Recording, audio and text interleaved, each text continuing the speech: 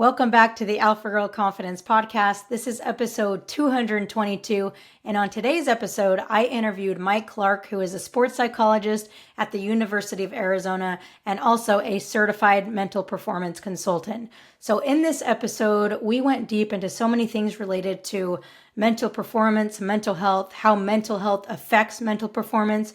We dove into how you can better navigate stress on a short-term level and on a long-term level. So there are so many tangible, actionable strategies that you can take out of today's episode. So if you're a player, an athlete listening, make sure you grab a notebook and take notes. And this episode is going to be highly valuable for parents and coaches as well. So get ready to take some notes as we dive into all things mental health and mental performance. Enjoy it. What's up, Mike? Welcome to the Alpha Girl Confidence Podcast. Super excited to have you on. So thanks for coming on. I know when I connected with you on Twitter, it was a very quick between connection and like, hey, you want to come on the podcast? So thanks for being so willing to come on despite, only being connected for like a month or so. I appreciate it. No, you bet. Looking forward to it. Thanks, Shay. Yeah, so I don't know that much about you. So I would love to hear a little bit about your background and kind of how you got into, your role working with athletes at U of A and, being a mental performance consultant. Yeah, so I'm originally from Wisconsin. It's a city right outside Milwaukee, and grew up in Wisconsin all my life and played lots of different sports. I think like a lot of kids, my parents pushed me into different sports just for the social aspect, which was great. I played soccer for quite a while, and then basketball in the rec league and t-ball and a little bit of little league, stuff like that. And, just really enjoyed sports, enjoyed being around other people playing, really. I was always very competitive, but it was really about the community and having fun. And then my sister actually encouraged me to run cross country in middle school, which was interesting because she was never a runner. My parents weren't. And I told her straight up, I don't want to do that. That sounds horrible. And she says, well, there's not a soccer team at the middle school, so unless you do a sport or a club, you're going to make no friends. Which is totally brutal. But, when you're 12 and she's like 17, pretty appropriate advice, probably. And so really, I joined the cross country and track teams in middle school. And within about a year or so, I found that I was beating more people than were beating me, and I enjoyed just getting better. And that was a huge part of, I think, my upbringing, because pretty quickly I fell into only running and gave up other sports. I ended up getting a scholarship to run in college at Mississippi State, ran my 4 years there. And I think that's like a pretty fast forwarded from being 4 to being 22, but Yeah. that was, it's pretty formative. Sports really were a big part of my life and still are. So when did you like walk me through kind of like after college, like when, or maybe it was in college, but when did you kind of start to become interested in, mental performance? Well, my mom always told me growing up that if you're going to go and get an undergraduate degree in psychology, you're going to have to go to grad school.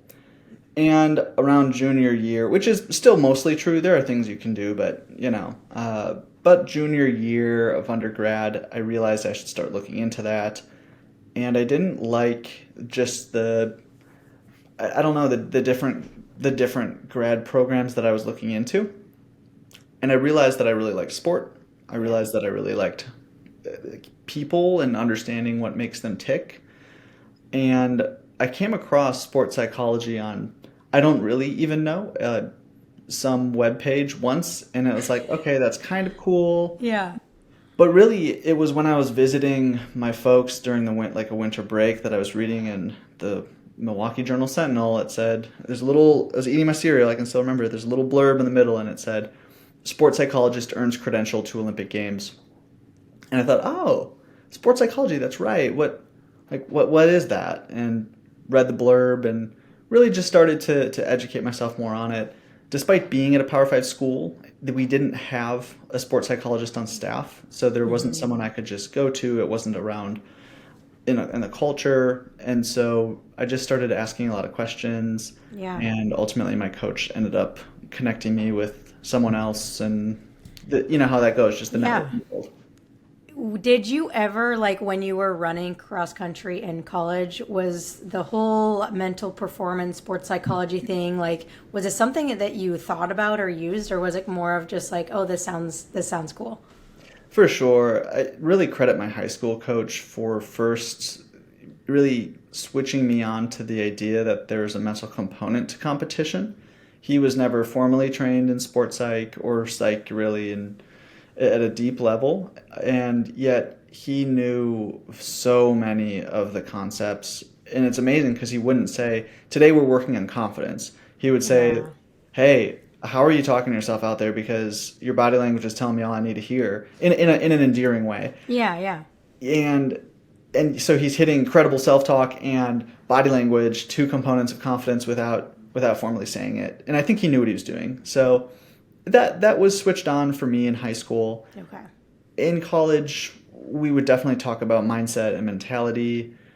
Um, so I think it was around. I was running's a pretty heady sport, so we spent a Yeah, lot of very time thinking about our much. own thinking, but never really formally. Right, because I mean, when you're running, that's like, I mean, I'm not a runner at all, but like, it's a time when you're kind of alone with your thoughts, and I Hmm. can imagine that there could be some pretty damaging thoughts if you're, not able to tap into that and be aware of those thoughts. As it's kind of like, in a way, like an individual sport, right? No doubt. They can tear you down and they can build you up, but a lot of times they do tear you down. And I think that's fair to Yeah. point out. Yeah. So you said that at the time, like Power Five school, there wasn't a sports psychologist. Have you seen, like, just on a professional level, have you seen a big jump in the level of, or the number of schools that have gotten, someone like you in your position, sports psychologist, at Power Five schools, and even just like colleges in general? Certainly. It was a few years ago, I think probably maybe closer to 5 now, Yeah. when the NCAA passed a mandate requiring a, I think all Division One member institutions needed to have access Yeah. to a mental health provider for the athletics department. That's awesome. Hmm. And the wording really was nuanced in to speak to a lot of different roles. Where I'm embedded at Arizona in our athletics department, on our sports medicine staff, Yeah. even that's not the case in all places, not even Power Five. Some are in the counseling center and have a 100% appointment in athletics, and some are in the counseling center and have a 50% appointment in athletics. Some are in some are faculty members within psychology departments, and they're Okay. either accredited in mental performance or licensed clinically, and then they work Okay. with athletes. So Okay. yeah, but there was a huge jump. There's no doubt. I mean, there were a massive amount of jobs posted last year and the year before, and Okay. that has really changed Yeah. the landscape. And so you work with all of the athletes, all sports, all genders, all of it, right? In theory, yes. I've worked with an individual from every team, but at this point, Yeah. at least one. I'm primary on 5 or 6 of our teams, so I spend a Okay. lot more time on those teams. I travel with those teams sometimes, do a lot Awesome. of team stuff, consult with coaches. We now have 4 at Arizona, so we're Very pretty cool. privileged to have a pretty Yeah, wide that's spread. awesome. That's so cool. So you obviously have worked with hundreds of athletes, right? Yeah. What would you say? And let's talk, that college, even high school age. Like, what have you seen as kind of the biggest obstacle, struggle that kids are going through right now as far as mental performance is concerned? And mental performance and mental health, like both and or. Sure. Yeah. A huge spectrum there in my mind. There's from a pure performance standpoint, I think that problems related to focus remain very high. We as a field like to get very nuanced about very specific elements of the mental game if you want to only think about a mental skill utilization perspective. And yet we can't discount the fact that there's distractors everywhere, internally and externally, and it can be very hard to focus.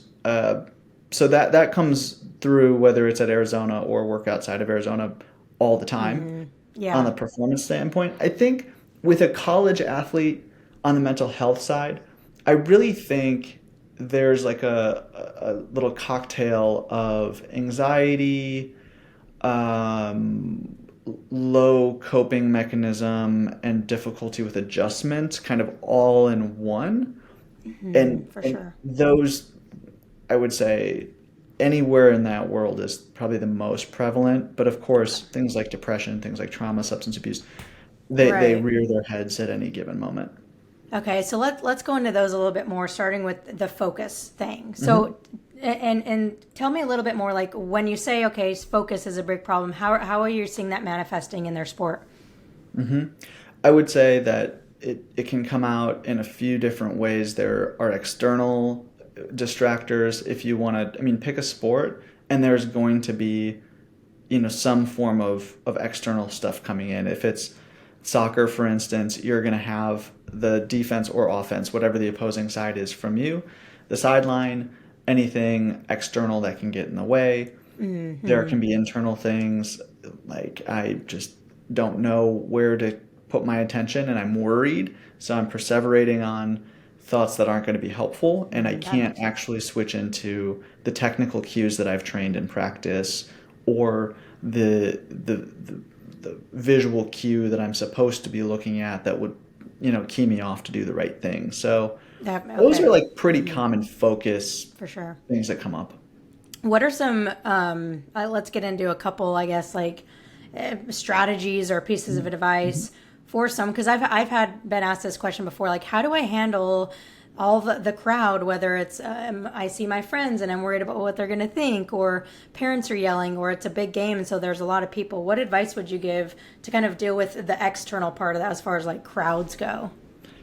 Find the right information and give your attention to it. I think that's the one liner, and the way that I train it is through an acronym of WIN. What's important now? Psychology loves a good acronym, Yeah, for sure.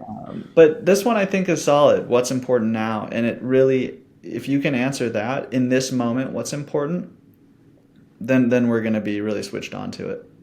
Okay. Yeah. So it's about like getting like what's important isn't what's going on out here, but it's hey, getting focused, getting in my zone here, playing, right? It's exactly it. Another way to look at it is park it. It's one of my Yeah. favorites. You're familiar with this? Yeah. Yeah, and so for folks that maybe aren't, the way I describe it is, oftentimes I'm right now I'm at home, but oftentimes I'm on campus and I'll say, hey, so my wife and baby want me to come home tonight, so my car is pretty important to me, right? Like, yeah, haha, whatever. Be like, okay, so if it's so important to me, then why isn't it in the room right now? My office is upstairs, so of course it's always like, well, I mean, technically it wouldn't fit, right? And it's like, right, wouldn't fit through the door, but really, why am I bringing this up? And the conversation generally stems into somewhere like, the car is important to me when at 5 o'clock or 8 o'clock when I go there and I get in, I hope that it starts and then I can drive home, right? It's not, but in that moment, engaging in therapy, talking to a coach, whatever it might be, is fundamentally the most important thing. So in the morning, I park the car and I have faith in knowing that it's going to be there when I come back. Different Yeah. than flush it, because when we flush our thoughts, we say we don't want to come back to those. Even the negative stuff, I want to come back to that That's a good because it can distinction. shed so much insight into what's going on. So park it and then come back to it. So that's like a good reminder, I would say, in a game, right? Where if there's this negative thought that keeps coming up, or it's a mistake, that instead of thinking about it right now, it's like, okay, I'm going to park it and then I'll come back to it after the game. Yep, 100%. Beautiful. Okay, cool. And that's, I guess that is kind of a good answer to the dealing with the internal focus. The thoughts is using kind of the park it method, right? Yeah, for sure. And for an internal standpoint, park it, find what's important. And the external could be find what's important, or really just sometimes it's actually about broadening our horizons. So often we try to hyper fixate and put the blinders on. Yeah, Uh, we actually get a very nice parasympathetic response or a relaxation response when we can broaden our horizon, let ourselves calm down, and then re-engage. I like that. I like that. Cool. So what about and I want to kind of bring it back to the what you said with okay the mental health aspect, right? So you said a cocktail of anxiety, difficulty adjusting, and then there was one other one that I can't remember what you said, but kind of Difficulty with coping. difficulty with coping. That's right. So what do you hear? And I think I might know what you're going to say to this, and we'll probably go down a rabbit hole with this. But what do you feel like is the biggest contributor? And I know it may not be one thing, but what do you feel like is the biggest contributor? The thing that's like negatively affecting mental health the most with that demographic? Probably the fear of other people's opinions. Absolutely. That's the number one thing that I hear specifically for my girl athletes is don't want to disappoint my teammates, don't want to look a certain way. It's the whole, yeah, like I'm scared of what other people are going to think of me. So I would love to hear when you see that coming up with an athlete that you're working with, like, well, what do you tell them? How do you get them to see things in a different way? I think it's important to validate where it's coming from first. It's popping up for a reason. It might just be a straight up irrational thought that's been fed at the wrong rate, and now it's grown into something big. And a lot of times it is. But I would say that equally as many times as it's irrational, there's some truth there that maybe is at the foundation of that of that fear. And something I actually really like to do is give it its credit. And so we'll spend there. I'll sit there for a minute, and I'll say, okay, big asterisk. We're going to be working on how to not have other people's opinions dominate you right now. But let's give it its credit. Like whether it's 30 seconds or 10 minutes, why is this still living in your world? And I sometimes see a little bit of a light bulb go off because there can be so much vulnerability and fear even to bring up a fear. And so to be able to say, okay, hey, let's lay it all out. Why does this maybe still feel real for you? Can be really validating, I think. Yeah. So we start there, no doubt.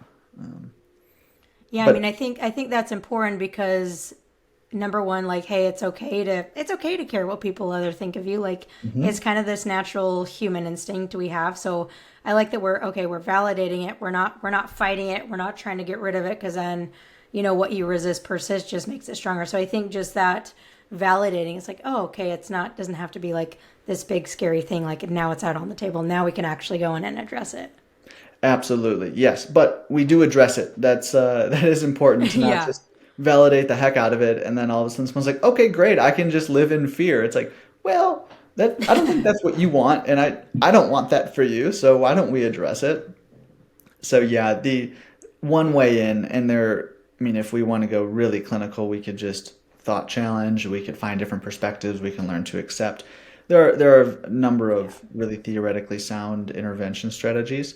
But one that I really like to bring up is the idea that not all comparison is bad, and there's kind of this misnomer that comparison is what do they say? The thief of joy. The thief of joy, and I think it can be in a lot of ways. So I'm not trying to say that I know something that no one in the world knows. No, it can be the thief of joy and happiness and all that good stuff. But really, in sport, we use comparison all the time. And the skill that I like to bring in is a relative strength or a relative weakness. So, for instance, we can take anything. Let's just use a mental performance example. I'll just make this up, I guess, on the spot. Someone could have a really heightened ability to find the right information. So potentially they could have superior, if we want to break it up into average, high average, superior. They're superior in their ability to find the right information. But maybe they're only average in their ability to sustain their attention onto that thing, that external or internal cue. So relative to them, their sustained attention is a relative weakness, but it's not a weakness. Like if you have an average ability to hone in your attention, that is what it is. It's average. And exploring it in that way for themselves can be helpful. And also, a lot of athletes I work with are playing with and training and living with other very, very high achieving athletes in their own world.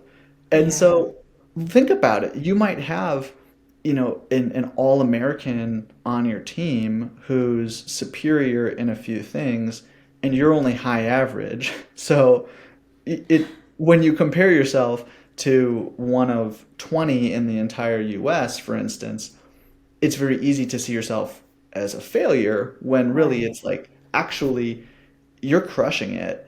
Your benchmark is just maybe unfair. And so Right. first learning that and then adjusting it can be helpful.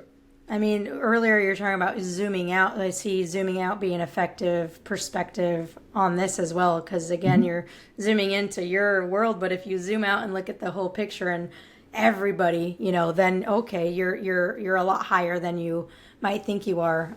Instead of when you're just comparing yourself to those top people. Yeah, isn't it so helpful sometimes just to zoom out? Like, let's just I get the love lay of the zooming out. land. Yeah, it's a really good skill to have. Yeah. Yeah. So I want to dive into specifically on the mental health side of Mhm. things, anxiety a little bit, because I think I agree. I think we've seen it go crazy even since COVID. With just all of the crazy changes that have happened. For Mhm. you, what number one? I want to talk about stress and anxiety. What do you think, like, what would you say is the difference between stress and anxiety and nerves? Because I think a lot of times those get used interchangeably and they're not necessarily the same thing. Mhm. So what would you say? Let's differentiate what stress, anxiety, and nerves. Cool. Yeah. So stress is a physiological reaction that your body experiences from something happening, whether it's an internal or external thing. And not all stress is bad. We like to, when we say stress, a lot of times we're saying distress, when there's also eustress, the adaptive version. So when we look at it that way, physiological or psychological thing that happens to your body, and then there's a response that's according to meet the demand of what just happened. Okay, so that's stress or a stressor.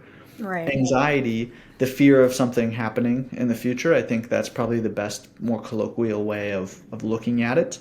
Um, and nerves, yeah, I don't where I'll go there is Right. that it's the kind of the combination of the physical and the psychological sensations Hmm. associated Yeah. with anxiety.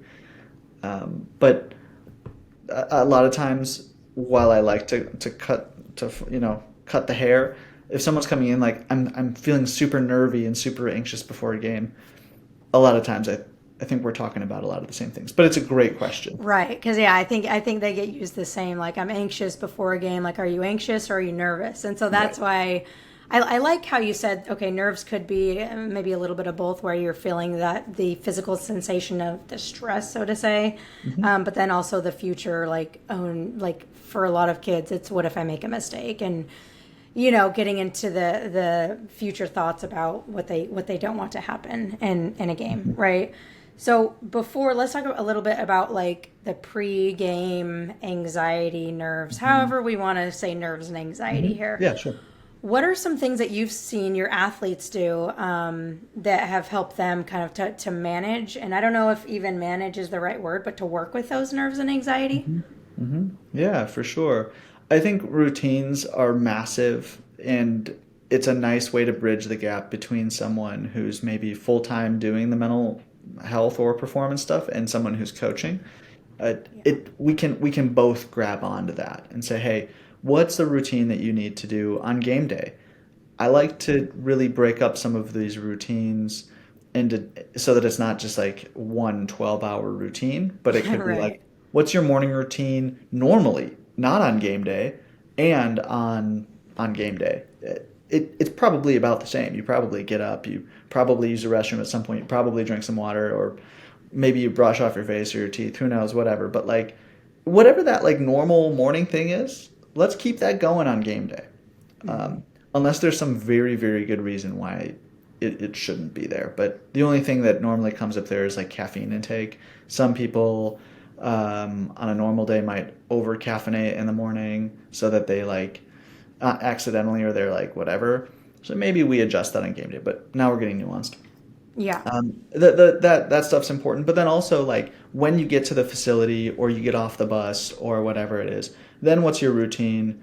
moving forward. And that includes some mental warm up, that includes physical warm up for sure, probably some technical briefing or debriefing with a coach or someone else similar in your position. That all usually goes into routine. If someone's a little superstitious and they always, hey, I always put my right sock on before my left sock. Right. Cool, that's fine, whatever. The routine and even the superstitions go into perceived control. We don't ultimately have a ton of control over as much as we like to think we do.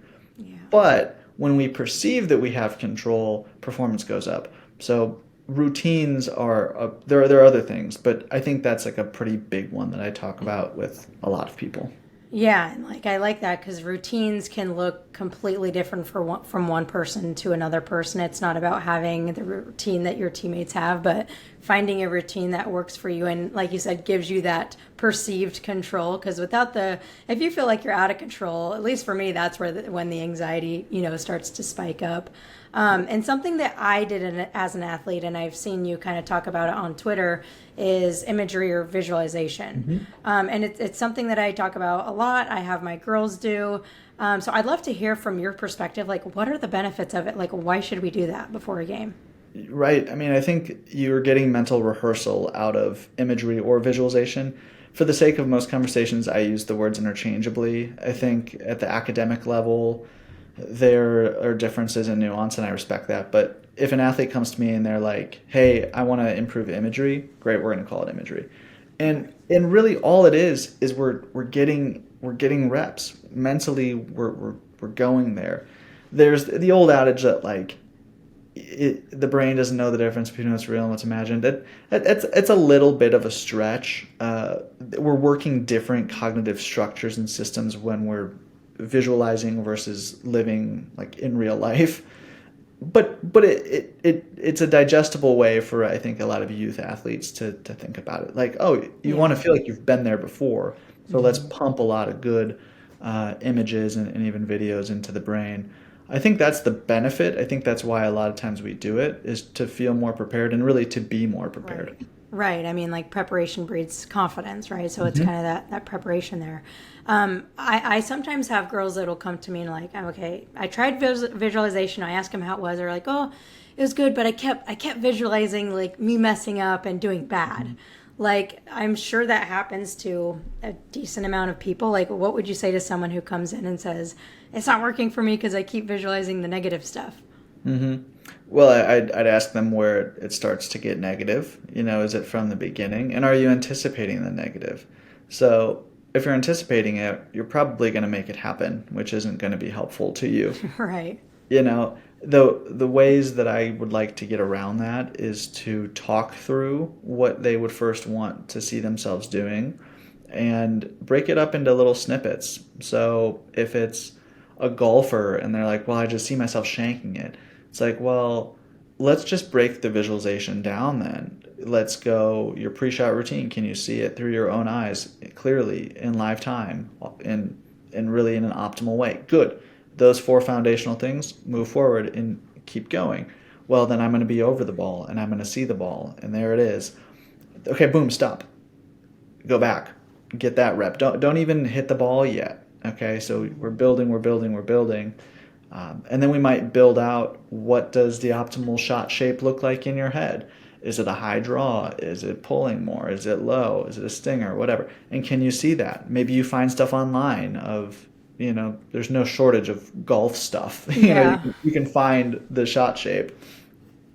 And then you just build it into that. And I would also ask them how often they're giving it a go and how quickly they're quitting. If we're giving it 2 chances and they both aren't going well, maybe we just need to keep working at it. Right. I mean, it is a skill. It is something that needs to be practiced, right? And you said, when you're looking through your own eyes. So have you seen a difference, or is there a difference in benefits when you visualize looking through your own eyes versus like watching yourself? And I know there's like probably words for these different kinds of visualizations, but is there really a difference, or is one better than the other?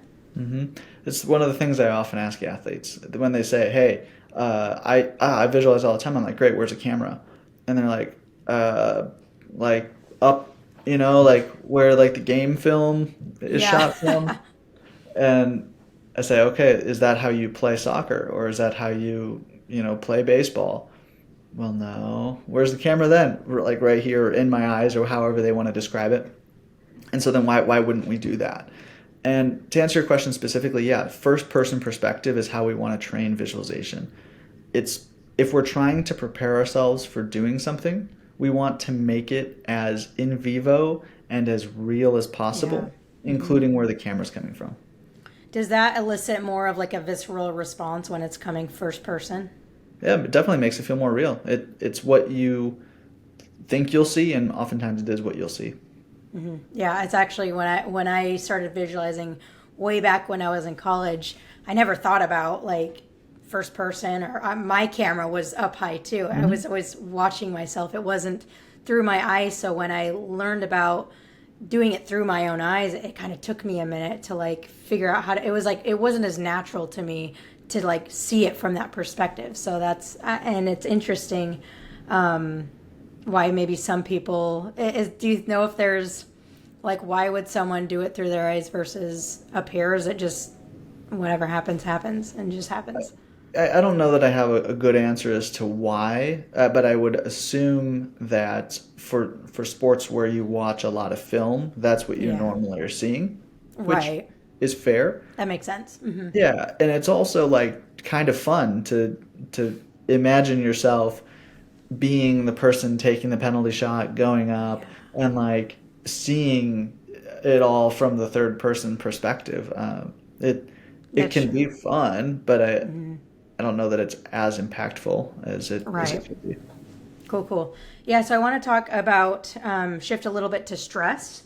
So with stress, so obviously we know there's the eustress, there's the distress. Stress is just a natural response of our body. We need the stress, right? What are some ways that we can manage stress? I want to talk about like the short term and then more of like long term stress. So what are so I guess just some daily things, weekly things that are good for stress management, like in the immediate. And I really, really like the nuance of this question because the answers are so different. And I feel like sometimes people come to you asking for like the immediate, which is fair. And we need to be able to give them something tangible that's going to help downregulate them within 30 seconds to 3 minutes. And at the same time, there are times when it's not the little things, but it's death by a thousand cuts, and we need to slow it all down, and we need the long term strategy. So I'll give you some short term, and I guess I'll pause because I feel like there's a ton, and I'm curious Yeah. to hear what you've seen. Okay. I think that really starting in the immediate moment, cold water or ice can help downregulate in a very, very quick way. There's also, again, I mentioned it once before, we're trying to trigger the parasympathetic response. It's Right. the opposite of the fight flight. It's like think pararescue. It's here to bring you into a more effective space, like really physiologically.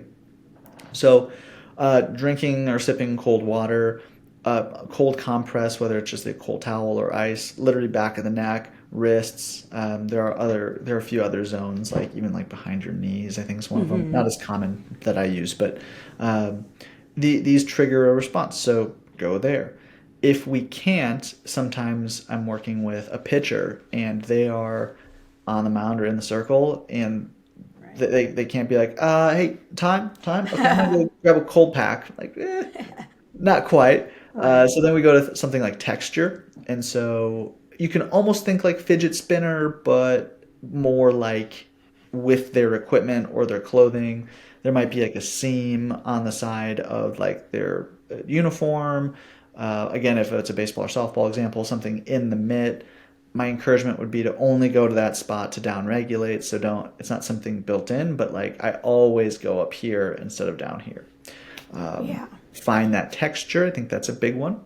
Is that to just kind of get the mind get the mind off of like the rapid heartbeat, like those sensations, and get just into like just getting really present with the sense of touch. You're on it. Yes, it's just a grounding technique to Yeah. align the mind and the body in the same space. One that I've actually started to do recently was just rubbing my fingertips together ever so slightly, Hmm. enough to where you can actually feel the riches of your fingertips. So that's, yeah, and then like you said, the seams of the pants, and I guess fidget spinners. Then, huh? Like that's maybe why like it was such a thing. Maybe it is still such a thing, but I could see that now. Exactly. Yeah, and that's exactly it. And I would be doing, of course, sports psych a disservice if I didn't say something like, take a deep breath, you know, Yeah. and it can get overdone, it can be cliche, but again, just like the ice or the cold compress, it can help trigger that parasympathetic response. So really, in through the nose, out through the mouth, exhale longer than the inhale. If you've Yeah. trained it a few times, you can access it in a hard moment, and that's what it's about. I love it. Cool. Let's go to some of the more long term stuff. My biggest one is sleep. Yeah. I think one of the biggest misnomers, at least in college athletics, is that someone in my position is helping an athlete go from 97 to 97.5%.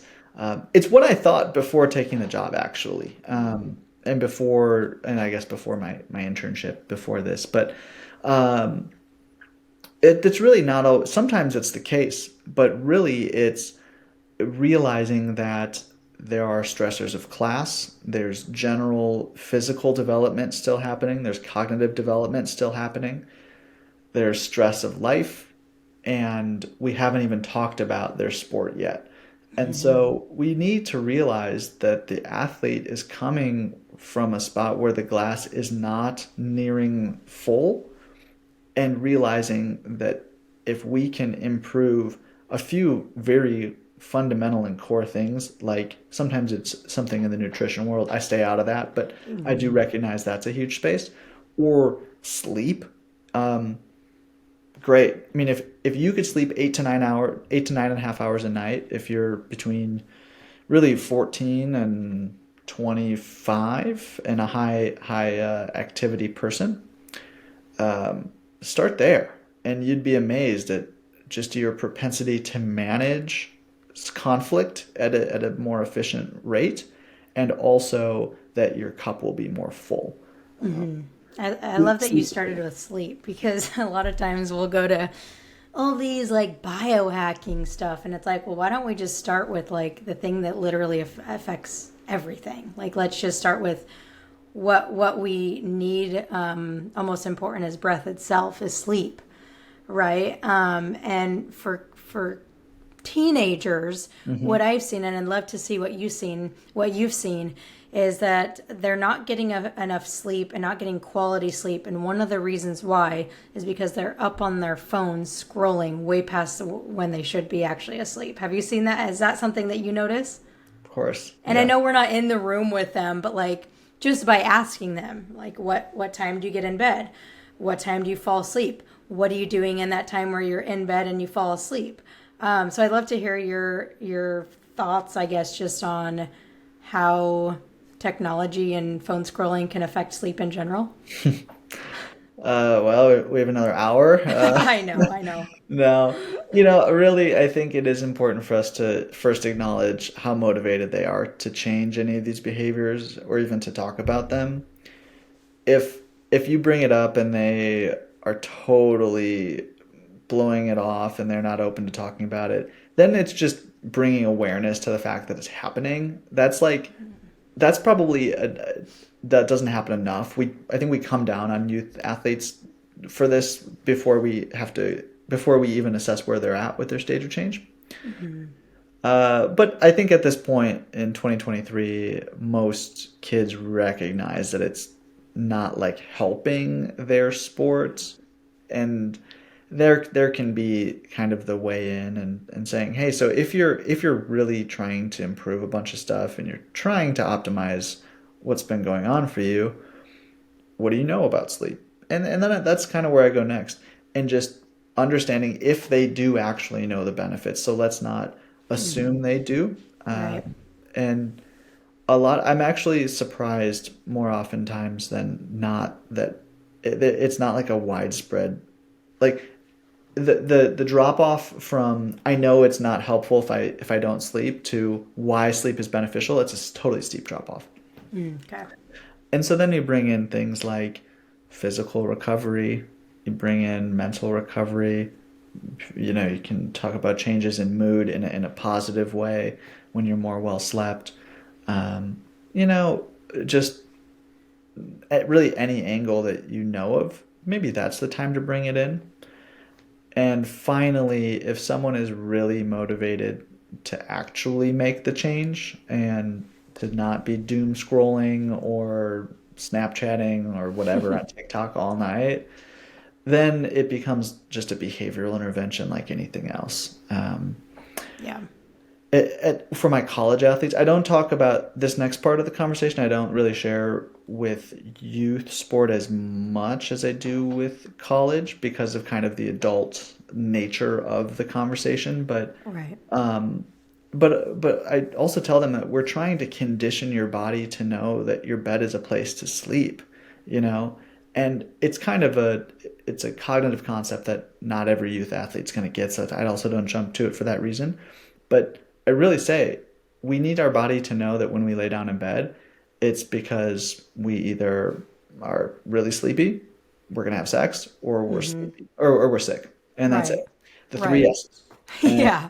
and like if you're checking one of those boxes, great. Like I'm gonna get off your case, and that's fine.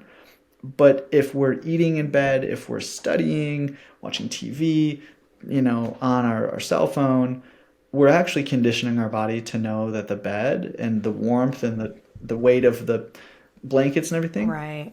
is no different than your couch in your living room. Yeah, I mean, I was going to say that's a simple, but may not be simple.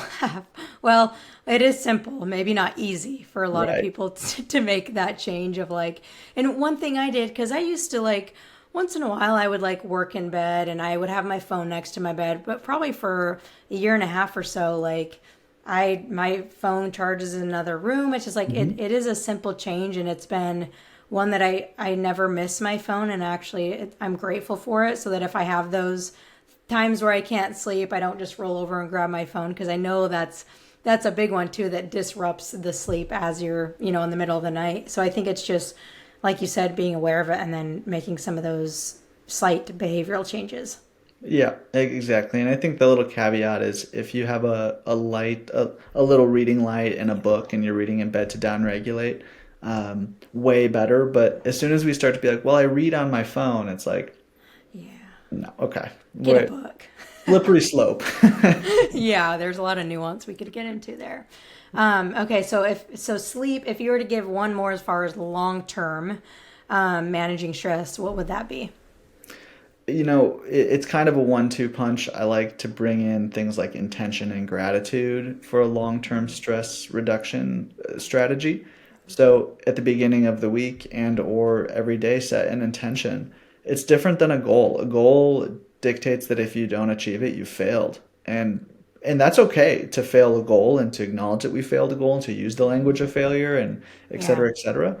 But the nuance of the intention is staying like, okay, it can be more vague. It doesn't have to be as specific. So I'm gonna give great effort today at practice. Or it could be specific. I intend to connect with 3 new people today on campus.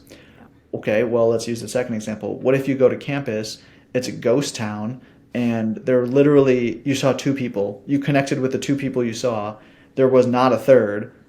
Well, is all lost? No, I think you did a great job.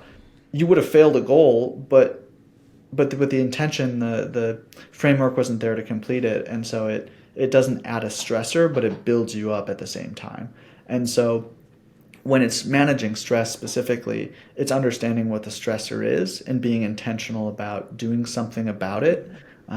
So a lot of times avoidance comes into the world of stress management. So Yeah. set the intention. Hey, I intend to talk to my roommate today about how dirty the dishes get. That's right. Great. Okay. Then set that intention. And then the gratitude at the end of the day is one that I like to help people build in. And the trick here is to make it real. It's not like I'm grateful for Mother Earth for presenting me with this opportunity. Like, if that's not you, and I don't mean to make fun of someone if that's them. If that's you, great. But most people aren't thinking about some massive thing they're grateful for. Are you grateful for the fact that there's water by your bedside and oh, now I don't have to get up. I can just take a little sip. I'm grateful for that. Boom, build it. Because as we build up the intention and we do it and we build in gratitude, we build ourselves up, we actually feel like we're moving forward in life as opposed to the opposite. And I think that can be a nice long-term stress Yeah. management technique. I love that. So it's intention in the morning, having that set, and then your gratitude at night. Like that. That's a practice.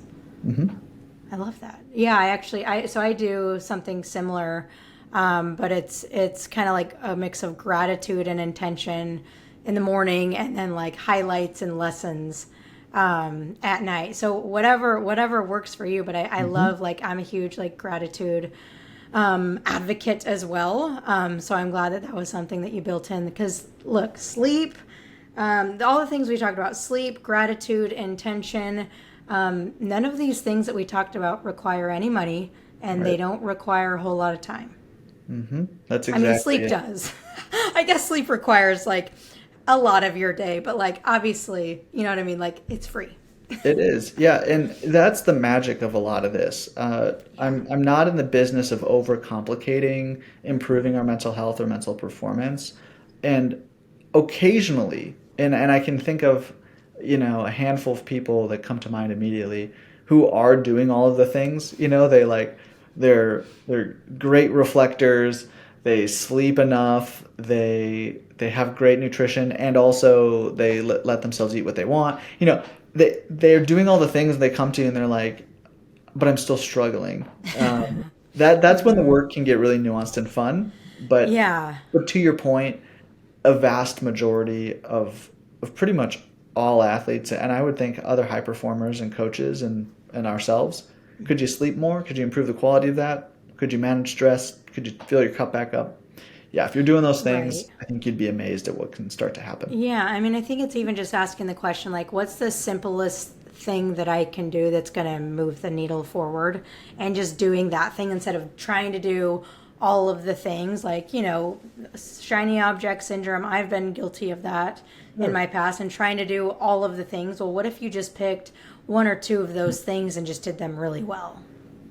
You're I saying mean, it. That's it. Because when we do that, we're getting really good foundational work in, and we start to raise the floor. I think a lot of athletes are trying to optimize every moment, and they're trying to increase their ceiling, when really, if we can increase our bad day, and increase the floor, all of a sudden, golf is an easy analogy only because there's a lot of easy metrics.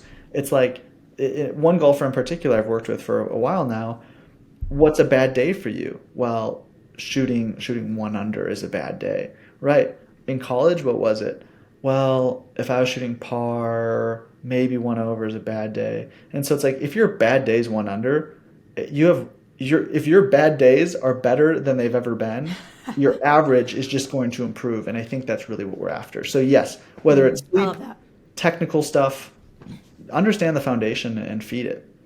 All right, cool. Last question I have for you, and this is kind of broad, so we'll see where we go with it. But it's kind of tying everything back in a bow as far as mental performance and mental health goes. But how does mental health, and we're thinking like off the field stuff, how does that affect mental performance and performance in general? And I In a know that's signi- broad, so take it wherever you want to go. Sure. Well, I think in a significant way is just my initial Yeah. reaction. But the heart of the question is so good, because who we are outside of our sport dictates who we are in it. Uh, there is a lot of power in being able to compartmentalize and to park it and to step into the arena and to ball out even if life's not great outside. But that's not a great long-term approach. And so unless we're trying to patch it up right before a conference championship, that's not the route I'd want to go for anyone. I'd say, hey, develop a strong sense of identity in who you are as a person. and don't use your sport identity to dictate how you feel, but understand your values, character, maybe your moral code, maybe there's a spiritual thing in there. Those are the kinds of things that build you up as a person. And when you know who you are outside of sport, it really gives you a nice foundation for looking at things that happen in sport. And sometimes it can be a gut punch. Ooh, that wasn't me out there. Yeah, maybe it really wasn't. Yeah. But a lot of times we can not feel so shameful or guilty when we have a strong sense of identity away from the performance environment. Yeah, and I mean, we could have a whole nother podcast just solely based off like identity outside of sports. But I love that you kind of went that direction, because as simple as it is, it really is human first, athlete second. And if you don't know who you are outside of your sport, then I don't think that you'll compete to your full potential. And I don't think that's talked about enough. And for me, when I was an athlete, it was like, that's what I was. I was just an athlete. That's who I was. I didn't have values outside of athletics. So I love that you brought up the values and who you are and what is important to you outside of your sport. And if you can, develop that strong sense of identity as a human being, then you're going to be that much better of an athlete. You said it. That's exactly it. Love it. Love it. Well, thank you, Mike. This was an amazingly powerful convo again. I think we could probably easily spend another hour here going into rabbit holes with all the things we talked about. But if there's someone that wants to learn more about you, connect with you, check out your stuff, where can they find you? Yeah, I mean, you mentioned Twitter. I'm fairly active there. Mike N. Clark, I think, is my handle there. And if not, you want to get a hold of me, my email is mike@clarkperformanceconsulting.com. You can also find my website that way as well. And you should probably be able to get in contact with me in one of those ways. Beautiful. Yeah, I like your Twitter. Like, it's just these simple, like, bite-sized pieces of wisdom. So if you're a Twitter person, go follow Mike on Twitter. And thank you again, Mike, for coming on. I really appreciate you sharing your experience and your wisdom with the audience. Yeah, no, thanks for having me. I really did enjoy this conversation. It was nuanced, but also just, kind of bite-sized in its own way. Like, I hope that there are some good takeaways. So thanks again. You're welcome. Thanks, Mike.